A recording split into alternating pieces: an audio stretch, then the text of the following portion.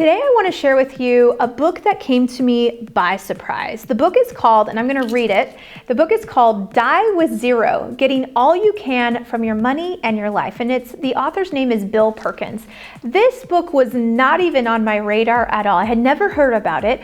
One of my friends, Tammy Pack, down in Fredericksburg, Texas, amazing agent. If you do not know her, put her on your list. She's incredible. She posted it on social media and she put a little comment in there and it said, "Why wait until you're dead to give your kids your money? Give it to them when they need it the most." And I'm paraphrasing her quote, so don't take it there. But essentially I was like, what is she talking about? And she mentioned this book that she was reading it. So I picked up the book in my Audible and started listening to it.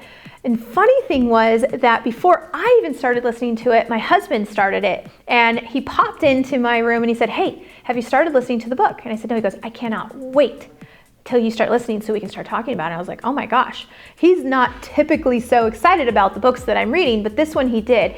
And the reason that I'm doing a book review on this book is because it completely changed my thoughts about money and about time in less than 4 hours, because this book is less than 4 hours old in terms of Audible. And the reason for that is that he talks about the idea of experiences and timing them, right? Have you've probably heard like, oh, you got to save money, right? Save money for retirement. And this is such an interesting concept because I'm 41, or I'll be 41 this week. And, I'm thinking about retirement, not that I'm retiring, but I'm thinking about money and saving money and making sure that we're preparing for the future. And I think a lot of people are doing that, right? We want to make sure we don't run out of money or outlive our money, or we leave a legacy for our family and help them out. Well, this book is all about funding your retirement, because that's important, but not spending all of your time working so you miss the opportunity to have experiences in life that pay what he calls a memory dividend. And again, it's an interesting concept. So there are basically 9 rules in the book that he talks about the Die with Zero philosophy. I'm going to share with you a couple of my favorites and why. So the first one was really about maximize positive life experiences. And he gives a lot of examples about this, actually it's really funny because I was talking to a friend today, and if he's watching this, I won't name any names, but he was out riding his motorcycle and he had a little jump, and he is a little older than me. And unfortunately, at this stage in life, this jump on his motorcycle caused his whole back to go out, right? And I brought up the point, I said, isn't it interesting, right? You love motorcycles. You're gonna ride motorcycles as long as you can.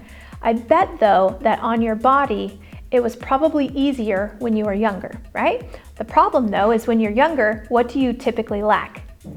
Time and money, right? Because there are seasons in your life. And what if he had waited his whole life to enjoy his motorcycle adventures until he retired, right? Well, now, if he did that, his body might not be able to enjoy motorcycles as they could in his 20s and 30s. And that's a lot of what this book is about. When we delay some of our life experiences, it can go to the point where we won't enjoy it quite as much. So the first one is maximize positive life experiences. Don't wait until you retire to start doing the things that you like. You need to start planning them now when you can maximize the experience. And really what he means maximize the experience is like my friend, right? In his 20s and 30s, motorcycle, riding, or take it skiing, you know what I mean? If you wanted to ski, so many days a year, it's a lot easier to do in your younger years when you're healthier, right? When you're 70, are you really going to want to ski 5 days in a row? That's debatable, right? Your body might not be able to handle it. And if you wait your whole life to start skiing when you retire, you might not be maximizing that life experience.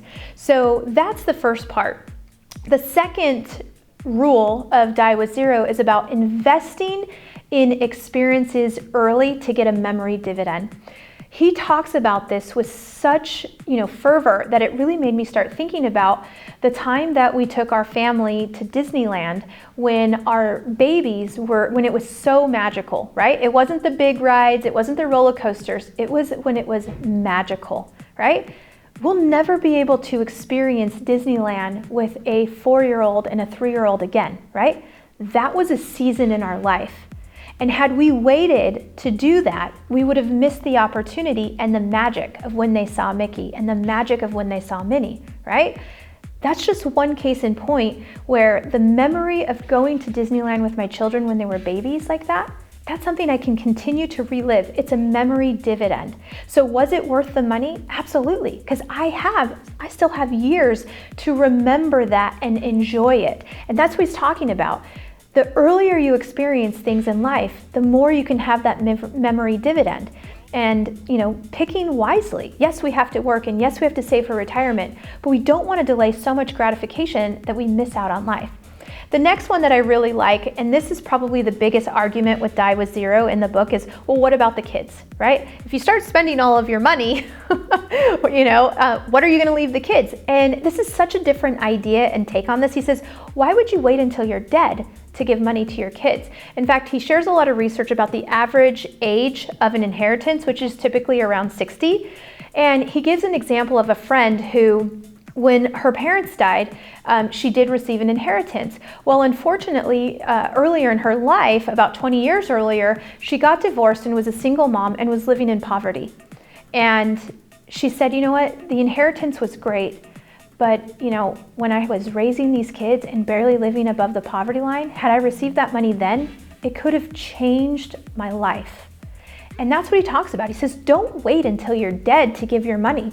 Figure out how much money you want to give to your charities and give to your kids, and then give them that money early when it has the highest impact on the quality of their life. That's a whole chapter of his book, and it's really good. And it makes you start thinking about the charities and what legacy you want to leave, and being able to have that most positive impact. So another one that I really liked was knowing when to stop and not living on autopilot. Now, I have to tell you, I love working. I truly enjoy what I do. And so I could oftentimes find myself working all day on a Saturday, all day on a Sunday. Why? Because it's not a chore and I really do enjoy it. But at the same time, if I'm living my life on autopilot and just going through the motions, I could be missing out on opportunities with my children, with my family, with hobbies that I want to pick up. I recently picked up paddleboarding and I absolutely love it. If I was living on autopilot, I might not take the time to go paddleboarding. And let's face it, paddleboarding in my 40s is going to be super fun. I might not want to do it in my 70s. And I have to maximize that opportunity. So not living your life on autopilot and truly planning. Here's another great example. One of the things that Meryl and I really want to do is go to Machu Picchu. And how we want to experience Machu Picchu is with the hiking and the physical nature.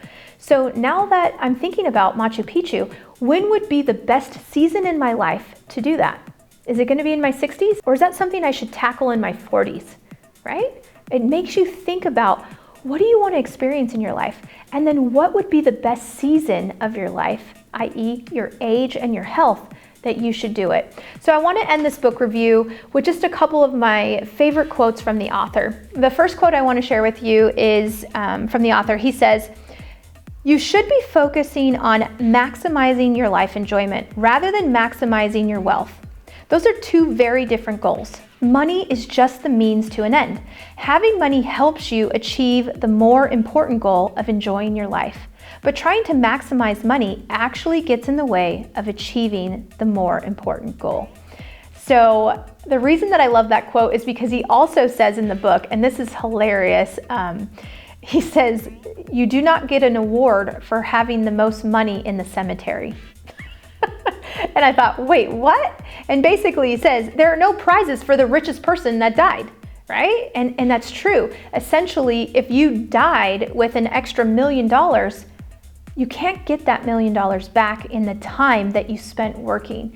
And he's got a whole formula, a very analytical approach to how to figure out when to stop working and start living your life more and still be protected. So the last quote from the book, and this is a little bit of a long one, but I do like the way he's thinking. He says, if you spend hours and hours of your life acquiring money and then die without spending any of it or all of it, then you've needlessly wasted too many precious hours of your life. There is just no way to get those hours back. No way is that optimal. The question we must all answer is how to make the most of our finite time on earth. This was a different book for me. I don't know that it's necessarily a business book, but it definitely is a personal development book. And my challenge to you is to think about what are some of the experiences that you want to have in your life, and when would be the optimal time to experience that? It may change how you plan your vacations and who you spend your time with and how much time you spend working. I really hope that you enjoy this book. If you read it, send me a message and let me know.